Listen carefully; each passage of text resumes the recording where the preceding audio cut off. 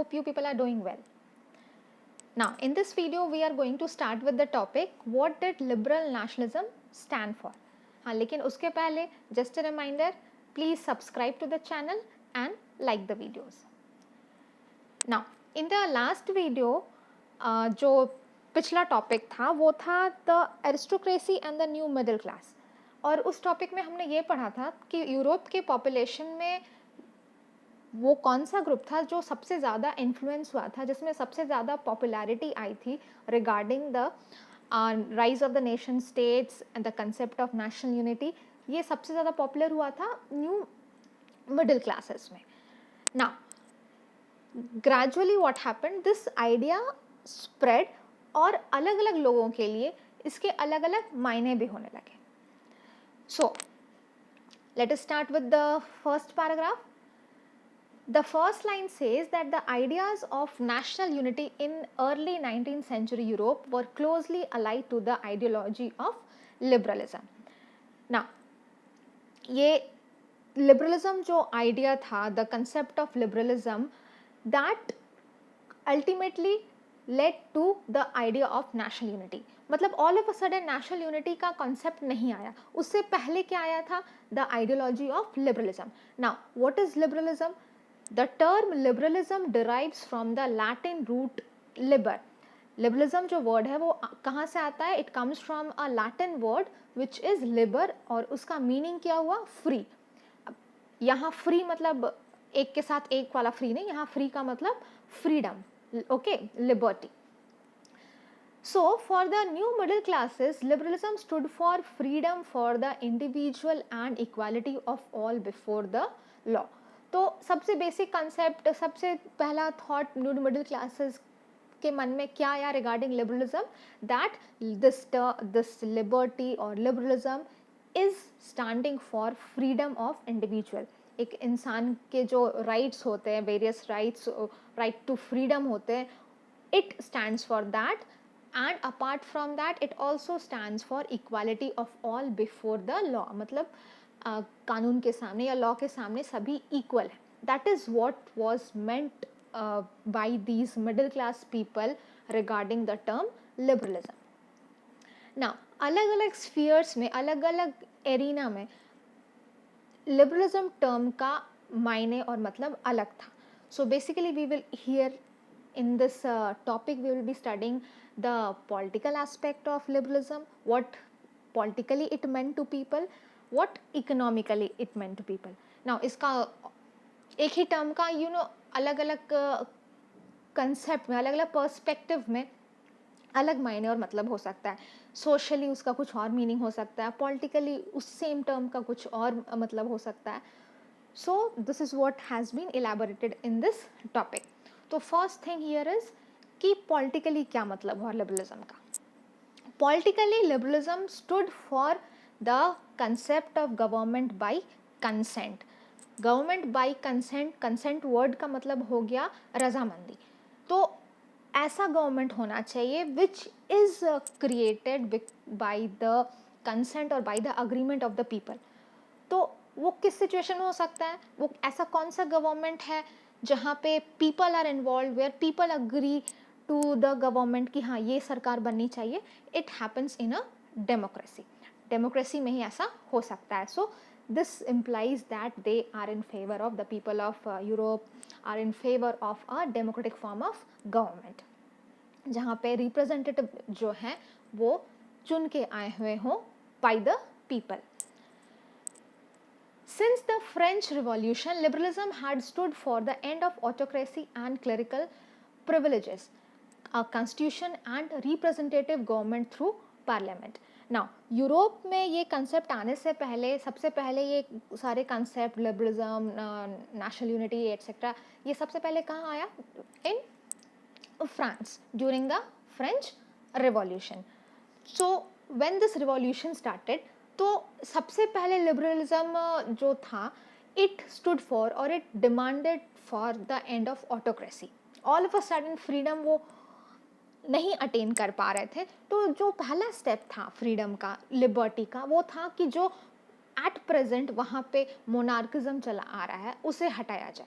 So the first thing that liberalism stood for during the French Revolution in France was the end of autocracy. Autocracy is, I have already explained these terms in the previous topics also.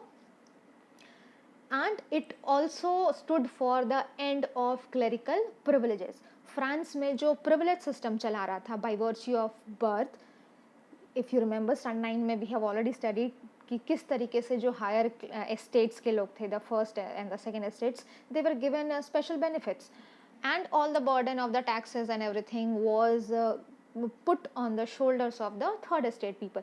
तो वो जो privilege system था उसे हटाना था. That was what was liberalism for them at that time. Then gradually जब ये सारी चीज़ें मिल जाएंगी तो फिर next step क्या होगा liberalism का? Attainment of a constitution, creation of a constitution and creation of a government which is comprised of जो किन लोगों से बना है? Representatives से बना है, people's representatives थे. 19th century liberals also stressed the inviolability of private property. Then further liberty के और क्या मायने थे for these middle class people कि उन्हें इस चीज़ की आज़ादी हो कि वो property own कर सके. Their right to property should not be violated. Inviolability का मतलब हो गया that it should not be broken. Clear? Now the next paragraph. Now, equality before the law did not necessarily stand for universal suffrage. Now, जो पहला starting में जो हमने पढ़ा that the new middle classes they were in favor of और उनके लिए liberty का मतलब हुआ equality before law, but at that time ये जो टर्म था इक्वालिटी बिफोर लॉ वो एक तरह से मिसनोमर था, वो कंप्लीट सेंस में अभी तक अचीव उन्होंने नहीं किया था. There were still some shortfalls और shortcomings to this thing equality for all. और इस सेंटेंस में यही बताया गया है कि इक्वालिटी बिफोर लॉ उस समय यूनिवर्सल सफरेज नहीं था. Now, first let us understand what is universal suffrage. Suffrage का मतलब हो गया right to vote, और universal vote जब हम उसमें ऐड करते हैं इसका ये मतलब हो गया that this right to vote is given to everybody. Means the entire population which comprises of people of both the genders. It will include people of all the caste, culture, creed, race, status. Means nobody should stand as a exception. किसी को भी discriminate करके अलग नहीं किया जाएगा, हर किसी को इक्वल ट्रीट किया जाएगा और हर किसी को राइट टू वोट मिलेगा. हाँ, एक्सेप्ट फॉर दोज पीपल, जैसे कुछ एक्सेप्शंस होते हैं like people who are bankrupt और हु आर इन जेल, इस तरीके से जो वो लोग होते हैं मेंटली अनसाउंड जो होते हैं उन्हें राइट टू वोट नहीं होता. But other than that everybody is who is above the age of 18, depending कि आप किस कंट्री में हो, whether it is in India or in some other country, वो जो एक benchmark सेट किया गया एज वाला, उसके अबव जितने भी लोग हैं पूरे population में everybody is entitled to vote. Now, you will recall that in revolutionary France, which marked the first political experiment in liberal democracy, the right to vote and to get elected was granted exclusively to property owning men. Now, why was this not absolute? ये universal suffrage जो था वो अभी तक France ने achieve क्यों नहीं किया था? क्योंकि already although they were talking about right to equality for all, लेकिन उस ऑल में भी सारे लोग इंक्लूड नहीं थे. There were still a group of population which was not included in that group who had the right to vote. और वो कौन से लोग थे जो एक्सक्लूडेड थे, जिन्हें इंक्लूड नहीं किया गया था? They were the men without property and all the women. So if you remember in standard 9 we had already studied कि because of the revolution right to vote लोगों को मिला, लेकिन किन लोगों को मिला? Only to those men who owned property. So यहाँ men है तो जेंडर, मतलब एक जेंडर को तो इन्होंने पूरी तरीके से साइडलाइन कर दिया. The women, whether they had property or they did not have property, they were just not allowed to vote. So this is where we see कि कुछ exception, कुछ अभी भी कई सारे ऐसे लोग अभी भी बाकी थे जिनके पास ये right to vote नहीं था. Only for a brief period under the Jacobins did all the adult males enjoy suffrage. फिर एक ड्यूरेशन था स्टैंडर्ड 9 में अगेन के चैप्टर में, if you recall that after the formation of National Assembly then there was the Jacobin club that came into power. तो Jacobin club ने सारे male members को, जब Jacobin club के लीडर्स पावर में आए तो they gave all the adults the right to vote, but still women were excluded even at that time. And then when Napoleon came into power, उसने क्या किया वापस से he limited the suffrage and reduced women to the status of a minor subject to the authority of fathers and husbands. So this struggle of the women, that was still continuing. The women were still fighting for their voting rights. Throughout the 19th and early 20th centuries, women and non-propertied men organized opposition movements demanding equal political rights. तो although French Revolution में हमने पढ़ा कि हाँ right to vote आ गया था, the people had started to accept the right to vote, but this right was still not given to everybody. कई सारे अभी भी ऐसे लोग थे जिनके पास property नहीं थी, they were not allowed to vote, and apart from that the entire community of the women, they were not allowed to vote. So their struggle, इनका ये दोनों ही ग्रुप का जो स्ट्रगल था वो काफ़ी सेंचुरीज तक चलता गया to attain their political rights of voting. तो इस पैराग्राफ में जो है वो एक तरह से एक्सेप्शन है regarding the political law of right to equality. So if there is any question about what is the political implication of liberalism for the new middle class, तो अगर वो 3 मार्क्स का है या 1-2 मार्क्स का है तो you people can only include the first paragraph. इस पैराग्राफ को इंक्लूड करने का कोई ज़रूरत नहीं है. But हाँ, if the question carries more marks, then you can include this paragraph also. So this was all about the political implication of liberalism. Now let us come to the economic sphere. What does liberalism stood for in the economic sphere? या economically इसके क्या मायने थे? Now, liberalism stood for freedom of markets and the abolition of state-imposed restrictions on the movement of goods and capital. मतलब at that time traders के लिए, businessmen के लिए, economy के लिए liberalism का क्या मतलब था? It meant freedom of market. Means market में freedom होने का मतलब हुआ कि businessman अपने हिसाब से कोई भी बिजनेस स्टार्ट कर सकते हैं, बंद कर सकते हैं. They can move freely around in the various territories of the countries और the continent for their trade. And the abolition of state imposed restriction, जो भी स्टेट द्वारा इन रिस्ट्रिक्शन इम्पोज किए गए हैं बिजनेस में, उसे हटा देना चाहिए, because those would act as hurdles for the businessman and the traders to conduct their business. Then during the 19th century, this was a strong demand of the emerging middle classes. Now जो emerging middle class थी, we have already said कि वो working class से ही निकल कर आए थे, and they were now educated, उनका mindset अब broad हो चुका था, they could understand the value of money and the importance of economy being strong. तो they could really feel, उन्हें समझ में आ गया था कि इकोनॉमी का स्ट्रॉन्ग होना कितना ज़रूरी है, और इसके लिए मार्केट्स को फ्री करना ज़रूरी है, रिस्ट्रिक्शंस हटाने ज़रूरी हैं, फ्री मूवमेंट्स अलाउ करना ज़रूरी है. So this is explained through an example over here that the German speaking regions in the first half of the 19th century, उस समय का एक एग्जाम्पल लिया गया है. Napoleon's administrative measures had created out of countless small principalities, a confederation of 39 states.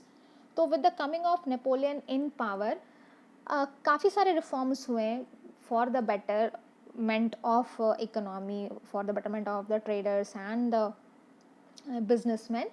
तो Napoleon ने क्या किया, जो इन्यूमरेबल, जो मल्टीपल नंबर्स के जो प्रिंसिपैलिटीज़ थे, principalities means those territories which are ruled by the princes, उसे उसने कम करके, मर्ज करके उसने क्या किया, he merged it into 39 states. He made a confederation of 39 states. जो इन्यूमरेबल स्मॉल टेरिटरीज होंगे, फिर उसमें अलग अलग प्रिंसेस होंगे, उनका अलग अलग रूल रेगुलेशन होगा, तो उसे कट शॉर्ट करने के लिए, उसे कम करने के लिए क्या किया, उसने सारे को मिला के 39 स्टेट्स बना दिए जो एटलीस्ट काउंटेबल थे.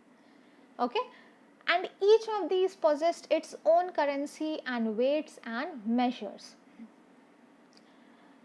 A merchant traveling in 1833 from Hamburg to Nuremberg to sell his goods would have to pass through 11 custom barriers and pay a customs duty of about 5% at each one of them. Now, because of this multiplicity of principalities or the territories, और हर territory का अपना अलग custom barrier है, duties वो impose कर रहे हैं, तो उसकी वजह से क्या होता था, a merchant who is moving from one city to the other, one territory to the other, he had to go through eight, like यहाँ एग्जांपल हैम्बर्ग और न्यूरेमबर्ग का दिएगा, तो इन दोनों सिटीज़ के बीच में उस मर्चेंट को 11 कस्टम बैरियर्स के थ्रू होके जाना पड़ता था, और हर जगह टैक्स पे करो, मतलब duty, custom barriers definitely are referring to the custom taxes.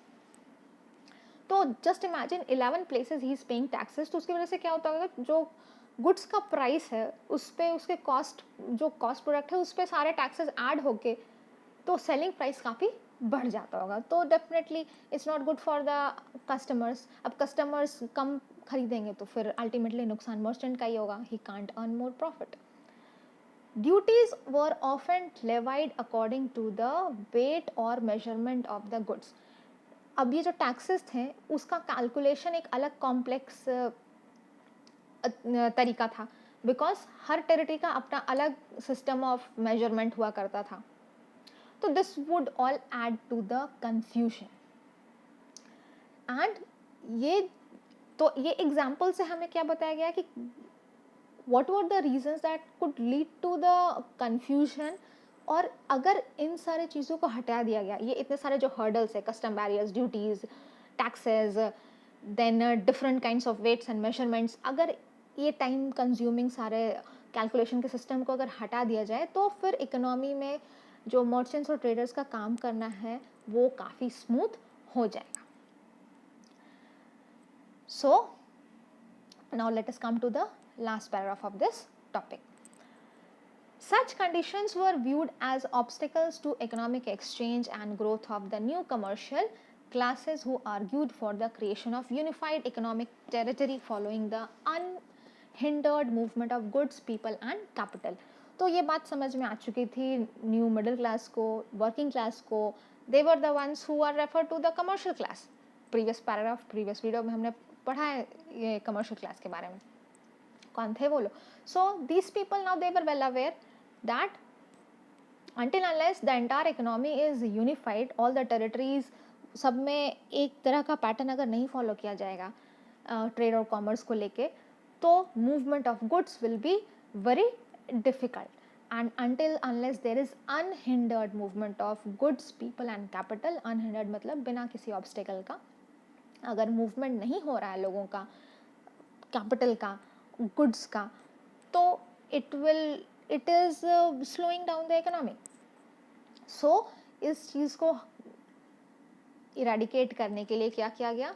In the year 1834 a customs union और ज़ोल्वेरिन. सो एक यूनियन अब बनाया गया which was related to the custom duties, which was referred in their term, उनकी भाषा में they called it as the Zollverein. And it was formed at the initiative of Prussia and joined by most of the German states. तो इस initiative को, ये जो शुरुआत किया प्रूशिया ने इस काम को, इस कस्टम यूनियन को, इस ज़ोल्वेरिन को, और किन स्टेट्स ने ज्वाइन किया? They were joined by the German states. And what was the task of this Zollverein? The Zollverein, or the union, the customs union, it abolished tariff barriers and reduced the number of currencies from over 30 to 2. Now one more thing to add was कि जितने territories थे, जितने principalities थे, जितने ज़्यादा कॉन्फेडरेशंस थे, उतने ही variety के वहाँ पर करेंसीज एग्जिस्ट किया करते थे. मतलब एक ही देश के अंदर you can imagine there were different kinds of currencies. तो because of the different kind of currencies, again calculation, confusion used to occur. तो number of currencies को भी reduce किया गया from over 30 to 2. 30 से सीधे अब number of currencies कितने हो गए? 2 हो गए. The creation of a network of railways further stimulated mobility. Now Zollverein ने तो अपना काम किया, tariff barriers वगैरह हटाए. Another positive thing that happen at that time was industrialisation, और उसकी वजह से रेलवेज वगैरह को भी इम्पटस मिला. The engines, the steam engines and the other things which were invented, उसकी वजह से railways now spread to different parts of the country. And because of the strong infrastructure, जैसे जैसे इन रेलवे का इंफ्रास्ट्रक्चर बेहतर होते गया, बढ़ते गया, या रेलवे का नेटवर्क बढ़ते गया, it helped the merchants and the traders to expand their business or trade. It helped in mobility. Mobility का मतलब हो गया movement. And because of this what happened? It harnessed economic interest to national unification. National unity के लिए जो economic interest का भी ज़रूरत था वो कन्फर्म हो गया. बिकॉज नाउ यूनिटी के लिए डिफरेंट फैक्टर्स इन्वॉल्व हो सकते हैं. In order to get united, national unity के लिए सोशल यूनिटी चाहिए, पॉलिटिकल यूनिटी चाहिए, and then economic unity is also equally important. Because then वो फिर इकोनॉमी ही सोसाइटी और पॉलिटिक्स को भी, मतलब everything is affecting each other. A wave of economic nationalism strengthened the wider nationalist sentiments growing at that time. And then as the country became economically stronger, that also gave, वो एक तरह से enthusiasm का काम करती थी. It could lead to a zest.